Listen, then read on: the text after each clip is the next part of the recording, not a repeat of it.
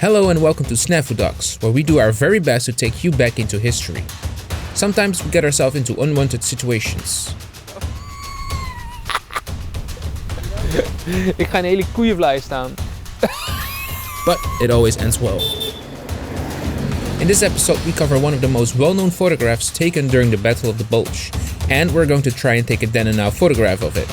The only problem with the photograph is that multiple people have claimed to know the identity of the running paratrooper.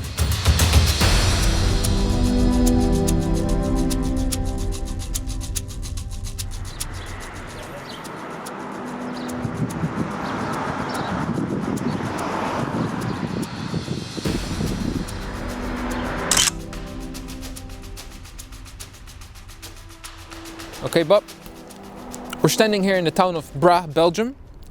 What I have here is one of the most famous photographs about the Battle of the Bulge. There are a lot of stories, and there's a lot of controversy about it.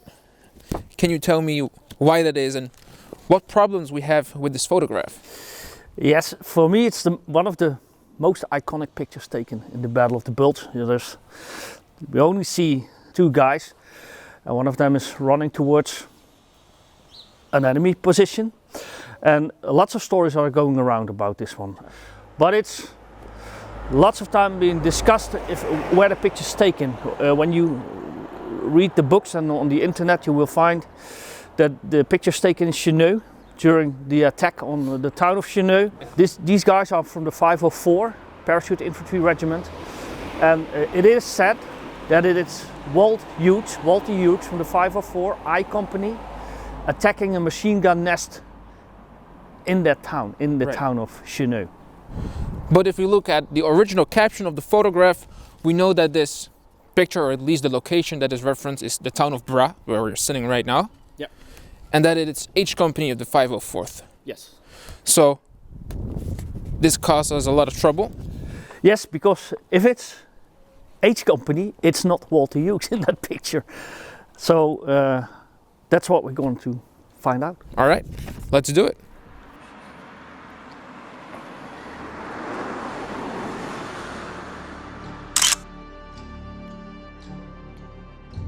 So, in summary, the Battle of the Bulge was a major battle of World War II that took place in December 1944 and January 1945. It was a surprise offensive launched by the German army through the forested Ardennes region of Belgium and Luxembourg, with the goal of splitting the Allied forces and capturing the port of Antwerp.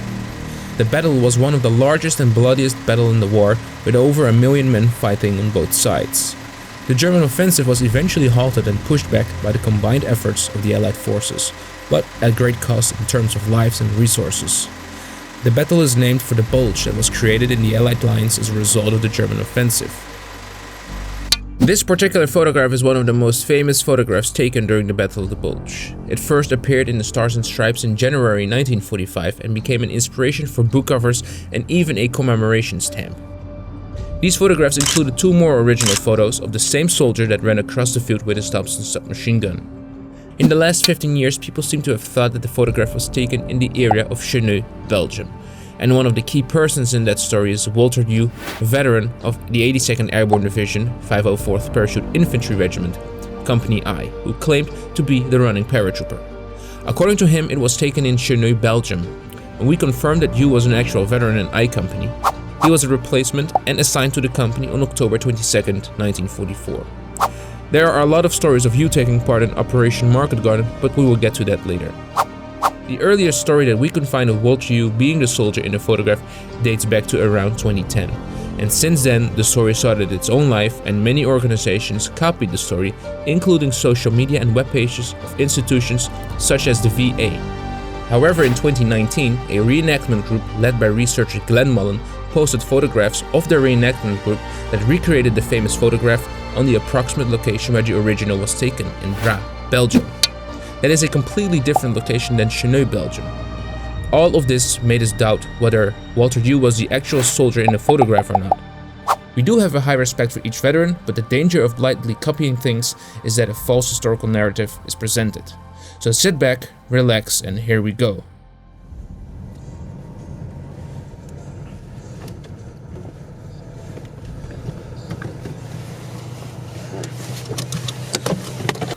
Oh. Didn't put the right shoes on for this muddy road. So Bob, in order to try to find the location of this famous photograph, we tried to find as much as photographical evidence of the area. And we did this by looking at who was the photographer. Because if you find the photographer, maybe there's more pictures. And maybe we can find some information about himself. And yeah. So who was the photographer? It was Emil Edgren, attached to the 82nd Airborne. And he's joining this division for a couple of days. Right. And he's making this series, and the first one that he takes is this one. So he took the photo of a B-17. Yep. And this B-17 helped us a lot in finding the approximate location, or at least it gave us a clue about where the other photographs were taken. Yeah. You see the open terrain. Within the distance, the woods, and it's going down there. There's a new hill popping up. So that's what you see in the distance. So the trees over there, they are not. They're not in the there's a picture. new tree line that was planted. Yeah. But you can see that there's a corner going exactly as in the photograph. Yeah. And veteran James McGallis, Right. he's describing that airplane.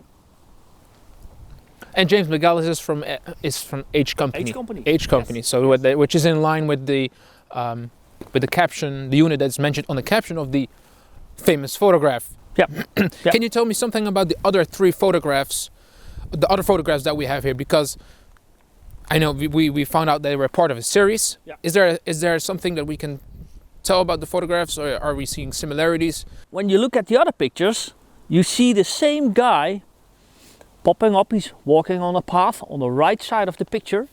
It's the same guy with the wool cap, Thompson machine gun. Yes, so we have the soldier running here. Yep. We have the same soldier right here. And on the third picture, he's and we he's have also him there. right Yeah. there with the Thompson submachine gun. Yeah. Let's recap this a little bit. Emil Edgren took a bunch of photographs in the area of Bra. And more important, he took 3 photographs of the running paratrooper with his Thompson submachine gun, credited to Company H of the 504th Parachute Infantry Regiment. With Bob's research, we were able to put all of them on a map that allowed us to see exactly where Emil took his photographs. And next, we were able to get an S3 periodic report, including the overlay that showed the positions of the regiment at 2200 on December 24, 1944, a day before the photograph was taken. The positions didn't change the next day. And though H and I Company are in the same battalion, the 3rd Battalion, none of the photographs were taken in the sector of Company I where Walter U was. Plus, we have several witnesses that mention either the photograph or the photographer. Lieutenant James McGallis of H Company talked about the B-17 of which Emil took a photograph. And he uses an anecdote of Lieutenant Sims, another officer in Company H, who talks about the photographer joining them inspecting the lines when a German patrol came down a hidden sunken road. In a separate interview with Lieutenant Sims after the war, he shows a photograph that the photographer took when they captured a member of that patrol. Now that photograph is one of the photographs taken by Emil Edgren. So this also confirms that the series of photographs showing the running paratrooper were most likely taken in the H Company sector.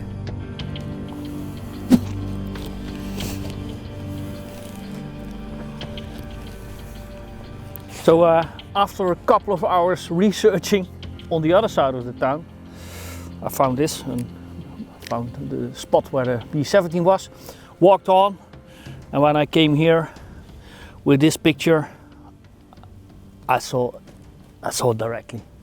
It was here. This is where the guys came from. Right. So if we look at the map of 1944, we see that there are 2 roads going southwards, like this. Yeah. This is one of the roads. This is the road on for the guys of the 504th on their left side, Yep. and there's another road on the right side. But the right one is a very shallow one. This is much deeper.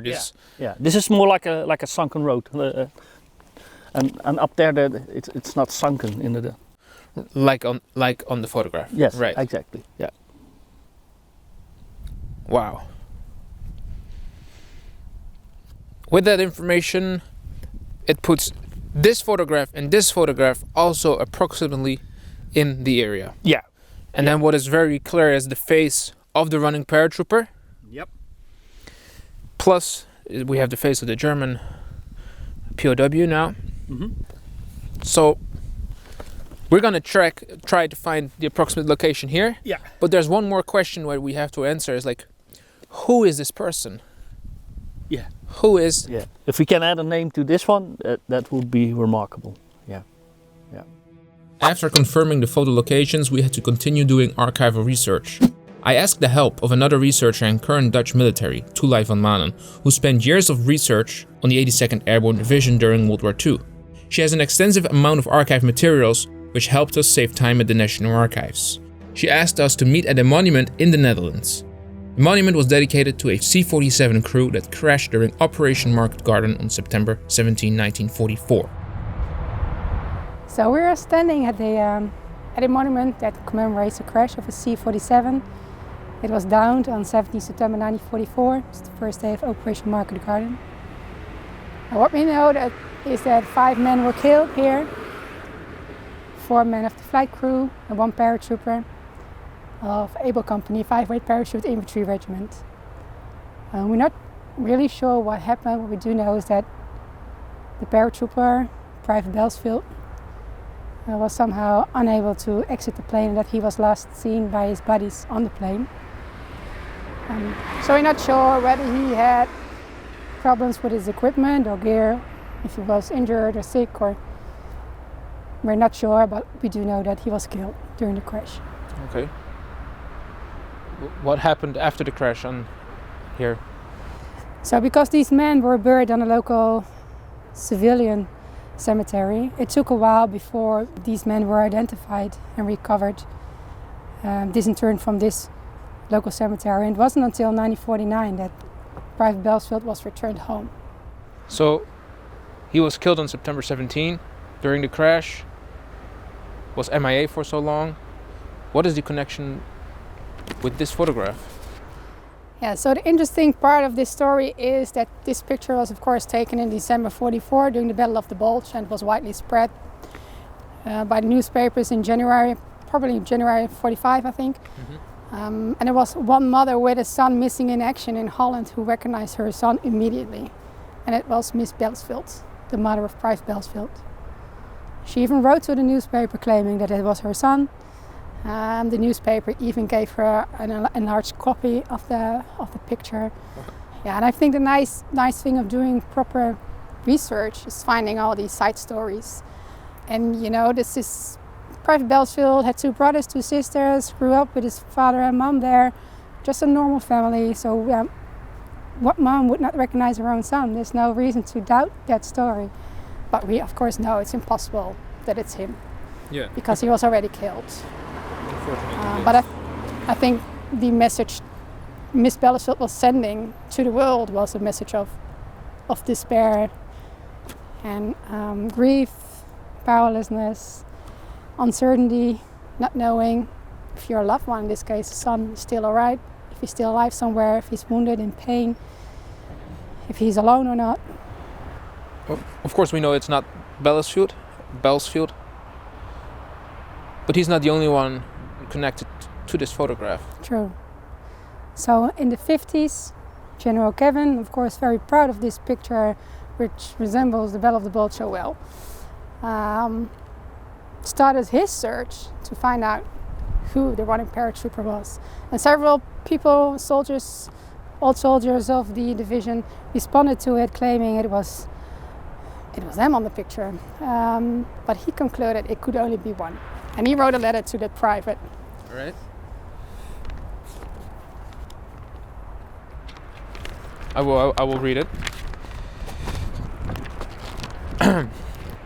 Dear Mr. Potter, Thank you for your letter of 10 September. It certainly has been good to hear from you again. You would be interested to know that at least 2 other people have written claiming with certainty to know the soldier in the picture. None of them identified it with you. It was taken about Christmas Day between Bra and Vrijtuur, and with your identification of the locality and time, you must be the man. According to James Gavin, the photograph epitomized something fundamental. The spirit the individual has that motivates him in the middle of danger to take every risk and do the right thing. is far more important to us than all the equipment that we can buy. A copy of the letter by Gavin to Potter is currently in possession of the 82nd Airborne Division Museum. The original reply from Gavin is currently with the family of Earl E. Potter. Mike Verrier, author of the 82nd Airborne Division All-American, published in 2001, had also seen the letter in the collection of the 82nd Airborne Division Museum and used Potter as the identity of the running paratrooper in his book. So far, he is the only author that made a reference to the letter and Potter's identity. We also know that Mrs. Potter contacted the US National Archives and informed them that the man in the photograph was her husband, Earl E. Potter. Potter served with the 504th Parachute Infantry Regiment, 3rd Battalion, Headquarters Company in Anzio in Holland, where he was wounded both times. He returned to the regiment in November 44, which means that he was with the regiment during the Battle of the Bulge. The photographs were taken near the battalion headquarters, which means he must have been in the area. Although he did not serve in H Company, it would have made perfect sense to send him to the front line to pick up the German prisoner. I'm glad that we were able to find a photograph of Earl E. Potter because there is plenty of resemblance in the close-up shot of the running paratrooper. Unfortunately, Private Potter passed away on November 27, 1970, at the age of 47. According to his grandson, the war troubled him in his life and resulted in his early death. And then, 40 years later, there was Walter Yu, the veteran of I Company of the 504th Parachute Infantry Regiment. Walt published a memoir about his life as a sailor pre- and post-war in 2008. In this memoir, the war is only highlighted in a couple of sentences, but the photograph was not mentioned at all. Walt claimed to be a veteran of Operation Market Garden and the infamous Wow River crossings of September 20th, 1944. But, according to his personal records, he was still on a boat from the US to Europe at the time and didn't arrive in Holland until October 22nd, the same day he was assigned to Company I of the 504th. He also claimed to be a sergeant, but no record of that was found in either his personal file or the morning reports. Nevertheless, Walter Yu was a combat veteran and a Purple Heart recipient. We asked one of his good friends, Reg Jans, a battlefield tour guide in the Ardennes and Bastogne, to talk about his own and Walter Yu's perspective regarding the photograph. Thank you so much for talking to us today about Walter Yu. I would love to ask you, how did you get to know Walter Yu? Well, I got to know him. I actually was participating in a tour, and I think it must be 2008, with a bunch of World War II veterans. So he was traveling with a group, visiting the former battlefields in the Netherlands and Belgium. I see. And what was his story about the photograph? Did he already talk about the photograph at that moment? Well, yes, that's the first thing he said when he learned that I was Belgian. He said, "I got a story for you," and he showed a photo. He said, "Look, the guy in the photo, that's me." Huh. And I was like a little surprised, like, why you think so? He said, "Well, that was taken in the Ardennes, and I saw the photographer taking photos of us." And he brought up a funny story actually that he always told while showing these photos. Right. He said, we were dug in. I was dug in on that little ridge just outside of Chenu. He thought it was Chenu, and there was a German machine gun pinning him down. So his officer, I think maybe his platoon leader or his lieutenant, shouted at him like, "Hughes, you take some guys and go take out that machine gun." And Hughes, he just pops out of his foxhole and says, "Isn't that more a job for an officer, sir?" So the officer gets back to him like, "Darn right, Sergeant Hughes, go get him." So he claimed to have gotten a field promotion that way. He never got any promotion. So that's the story I always told. And when I first met him, he kept sharing the story with everyone, and he truly believed, ever since that photo was published, he believed it was him in that photo. So he told that story, but I really believed it because he was really, really convinced that it was him in the photo. So who am I to doubt his words at that moment that he told? So later, when I got back home, I started kind of looking more into the history of Chenu and what I knew and what I got. And so that got me thinking. So during one of my many trips down there, I kind of looked around looking for that famous fence post and that barbed wire. I stopped looking because the whole place is full of these barbed wire fences, and there are many locations that could be a mesh for the photo. So then I only had to go further on believing Walt's words But my experience also learned me that a lot of World War II veterans tell their stories based on their memory, and that memory was built maybe almost 80 years ago.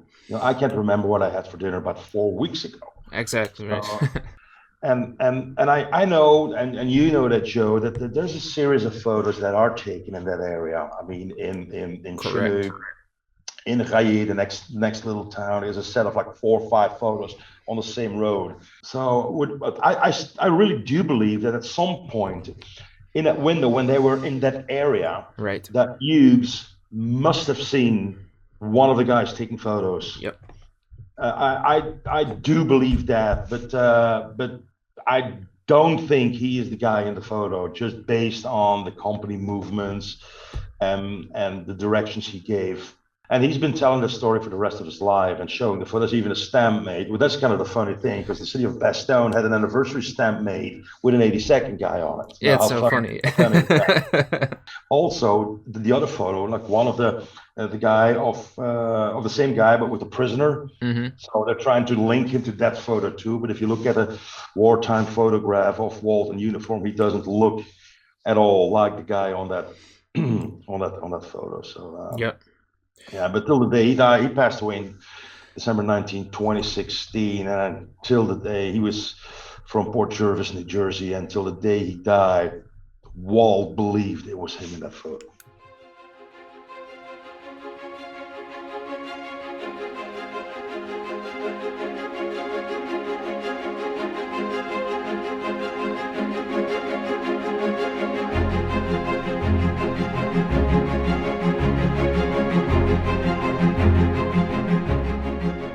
It's highly possible that the photograph could have been taken like that. Yeah. The only thing is we see a little ditch right here in front of us. Yeah, that's bothering me for a long time. What is that? Is that the road? So maybe Emil is behind us, Which means the other side of the road? be laying there, because in the front we see a piece of the Yeah. field as well. Yeah. And it must have been very scaring for him that he all of a sudden came under attack by German patrol. a German patrol from the Hohenstaufen Division, and the fact that he took that picture, that is, for me, that's awesome. Right, and then we have the machine gunner Yep. pointing that way. Yeah. Or at least. So if you zoom in on this picture, you can see the barrel very good. Yeah. And the handle.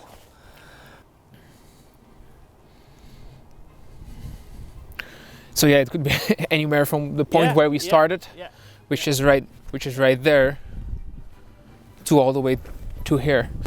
Ja hoor. Kom maar. For example.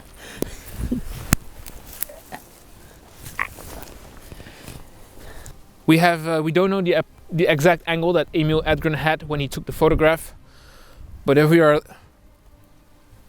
we take the angle that is a little bit uphill with the camera, there's almost no difference with this photograph.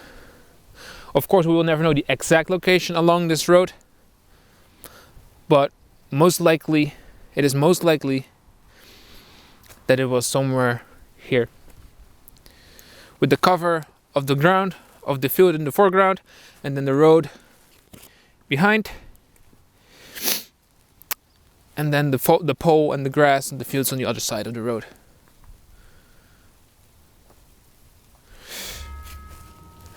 Time to make a photograph.